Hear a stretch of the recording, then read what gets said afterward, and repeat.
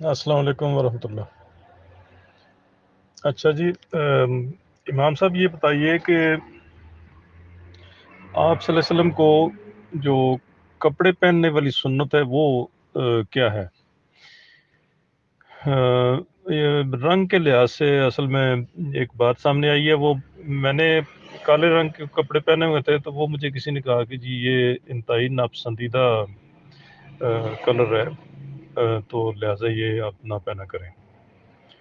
تو مجھے ذاتی طور پہ یہ چونکہ پسند تھا تو میں تو وہ یہ انگریزی ڈریس بھی پہنوں تو وہ اس میں بھی کالا زیادہ ہوتا ہے، تو اور اگر شلوار قمیض پہنوں تو اس میں بھی کالے ڈریسز میرے ذرا زیادہ ہیں۔ تو اگر تو یہ ناپسندیدہ ہے تو پھر ہم تاکہ بند کر دیں، اور اگر اجازت ہے تو پھر اس کا ذرا وضاحت یا کوئی مجھے حوالہ بھی بتا دینا۔ اللہ آپ کو جزائے خیر دے۔ السلام علیکم۔ وعلیکم السلام ورحمۃ اللہ وبرکاتہ۔ جی، نبی علیہ الصلوۃ والسلام کے لباس پہننے کی سنت کے حوالے سے محترم بھائی کا سوال ہے۔ کہتے ہیں جی یہ کالا رنگ جو ہے نا، خصوصاً یہ پوچھنا چاہتے ہیں کہ نبی علیہ السلام کو کالا لباس یہ انتہائی ناپسندیدہ تھا، یہ کسی نے کہا ہے؟ اچھا نہیں بھائی، ایسی کوئی بات ہمارے علم میں نہیں ہے، بلکہ کچھ لوگ کہتے ہیں منع کی دلیل بھی ہمارے علم کے مطابق حدیث کی کسی کتاب کے اندر نہیں ہے کہ جس میں یہ آتا ہو کہ کالا لباس پہننا منع ہے۔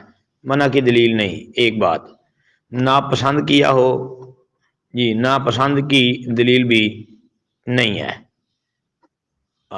تیسری بات کہ کالا لباس یہ پہنا جا سکتا ہے، کالے کپڑے پہنے جا سکتے ہیں، اس میں تو کوئی حرج والی بات نہیں ہے، کوئی تنگی نہیں ہے، کوئی کسی قسم کا اس میں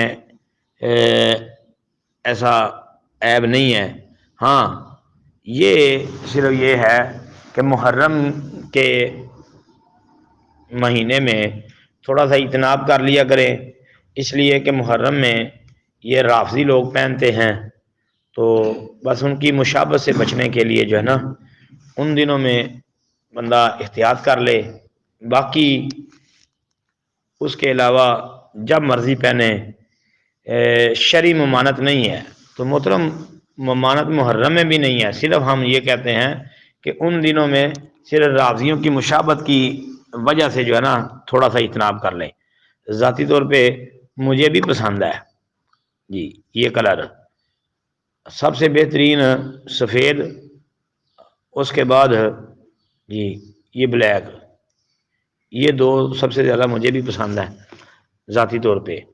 اور باقی رہ گئی بات ممانت کے حوالے سے، مؤصفر رنگ، زرد رنگ، جو جوگیا رنگ جس کو کہتے ہیں، جو ہندو پنڈت جو پہننے ہوتے ہیں نا، ہندوؤں کے جو پنڈت لوگ ہیں انہوں نے جو جوگیا کلر پہنا ہوتا ہے اس کی ممانت موجود ہے کہ وہ منع ہے، وہ صحیح مسلم کے اندر حدیث ہے۔ السلام علیکم ورحمۃ اللہ۔